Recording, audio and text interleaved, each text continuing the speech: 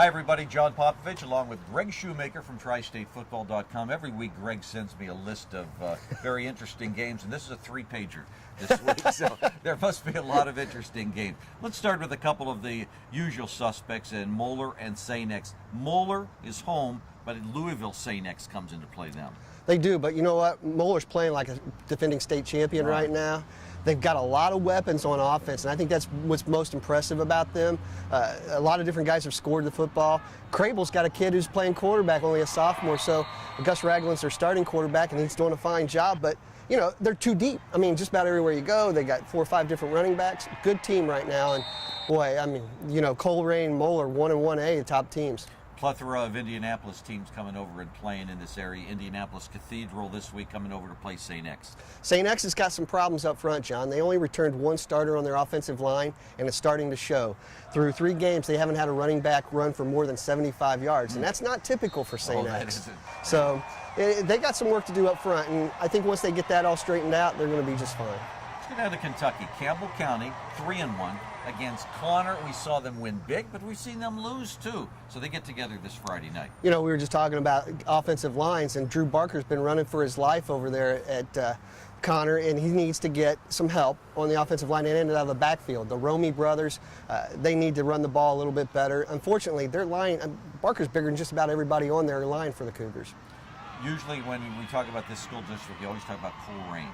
But in the Northwest School District, Northwest has put together now a couple of nice seasons. They're 3-0 and have Ross to contend with this week.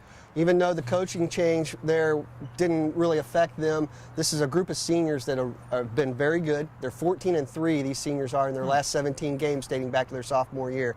I'm really shocked at how well they've played so far. But again, they're a senior-laden ball club who's been through the wars, and I like them to come out ahead in this ball game as well. Ross lost to Western Brown last week. So Western Brown's 3-0. Western Brown plays at New Richmond 3-0. I was amazed that quarterback from Western Brown completed 52 passes last week. He did, and that's his second straight game over 400 yards passing. Devin Wood's a heck of a player over there. The one thing about Western Brown is they got to learn to stop somebody on defense. Josh Stratton and New Richmond, they're going to bring it, and they do have the horses. 3 guys on Western Brown have more than 200 yards receiving three games into this season. So they have the horses in the secondary to play with Western Brown. I look for a really tight, not as high scoring game as you saw at Ross and Western Brown. It's called the GCL Co-Ed now. They divided up the GCL a little bit, but Fenwick and Baden are at the top of that 3-0.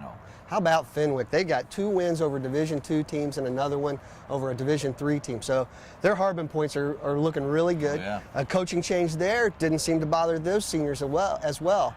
Very much a running team are the Falcons, and they rarely put the ball up in the air. Frank Katrine is one of the best players in Division IV in the entire state. I look for Baden to have a lot of trouble containing him because he plays on special teams as well as offense and defense. And finally, St. Bernard at Summit Country Day. And it wouldn't be unusual for us to say Summit Country Day's 3-0, but St. Bernard's 3-0 after not having won a game since ¡56. This is an interesting game because this is the first game in the Miami Valley Conference for St. Bernard, and they get, you know, Summit Country Day. And Summit Country Day, just listen to this, John. The last 11 regular season games, they've held every one of those opponents to 10 points or fewer. They've won 17 consecutive regular season games. And Michael Barwick, who's headed to Indiana, their fine, outstanding defensive lineman, I look for him to dominate up front. He had 4.5 sacks last week against Deer Park. I look for similar results this week. So the Titans will have to have a titanic effort. I think that's absolutely right. He's Greg Shoemaker from TriStateFootball.com. Give them a look. Check us out at WCPO.com. Have a great week.